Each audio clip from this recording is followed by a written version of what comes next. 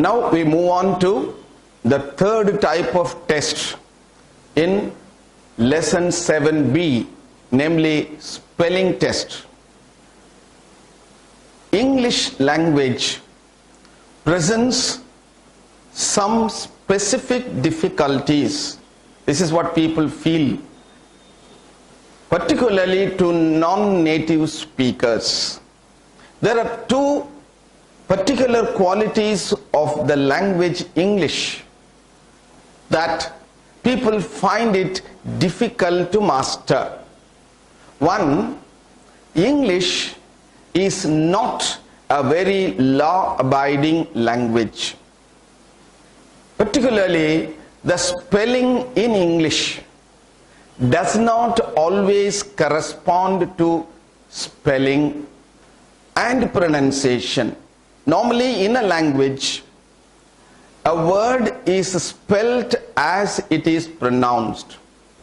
It is pronounced as it is spelt.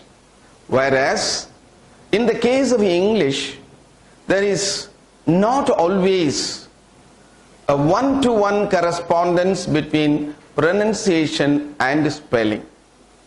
This is called unphonetic nature of English. Unphonetic nature of English.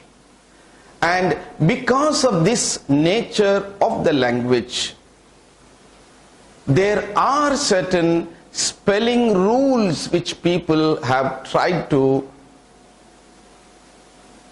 deduce in order to be able to remember the spelling of some difficult words. It doesn't mean that English spelling is going to be very difficult. Nothing is difficult for a conscious and a focused learner. So before attempting to answer questions on spelling test, let us look at some of these rules. These rules have got quite a few exceptions. The spelling of a word in English does not always depend upon the pronunciation, and the pronunciation does not always depend upon the spelling. For example, if you think of a word, a popular word in English, RENDEZVOUS. If you split it into syllables, it is expected to be pronounced as RENDEZVOUS. RENDEZVOUS. But the pronunciation of this word is rendezvous. RENDEZVOUS is pronounced as a rendezvous. Rendezvous means a meeting place, a place which is already fixed for the meeting of people. This is just an example where the pronunciation differs from the spelling. In other words, you cannot rely too much on the spelling of on the pronunciation of the word to remember the spelling. Now, spelling rules wherever prescribed have far too many exceptions, and one does not always find logic in these spelling rules. For example, arrange, ARRANGE. If you add MENT with this, arrangement is the word you get. There is no change in the spelling. ARRANGEMENT. But argue is a verb, ARGUE. But when you add MENT, the suffix MENT with that, the resulting word argument drops the E.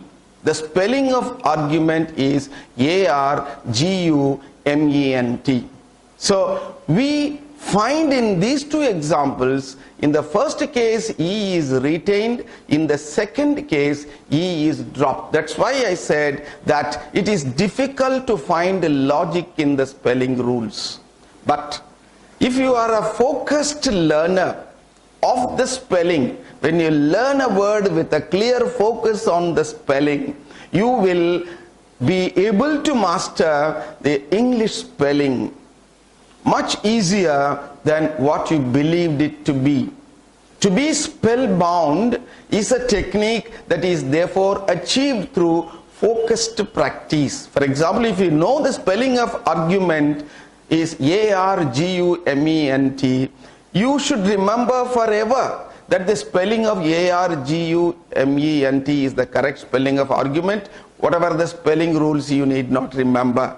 So in that case, you should not have any argument over the spelling of argument.